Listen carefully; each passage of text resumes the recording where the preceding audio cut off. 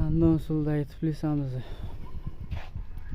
ketgan materiallarni tanishtirib o'tsak, bu ichki qavati bu 7lidan bo'ldi. Ponni alka qismi hosilligi ponni 7lidan bo'ldi.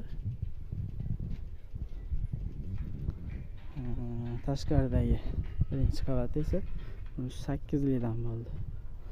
Tepasi 7lik. Bu mustahkamligini ushlash uchun bunisi ham 7lidan bo'ldi. Bunga ochilib yopilish uchun qulpinoyga moslandi bu tuflisamiz. Plyonka yopgan holatimizni ham xudo xohlasa videosini qo'yamiz. Bu yerdan tepagacha ochilib yopiladi.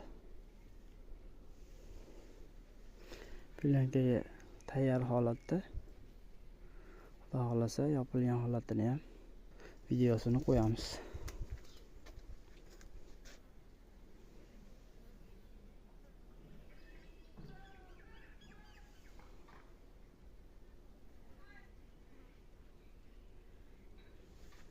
Bu ichidagilarga kelsak, stilaj qulpinoyi.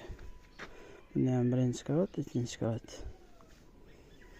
Pastiga ham zilemni nimadir ekib qo'ysa bo'laveradi. Egasi xohishiga qarab.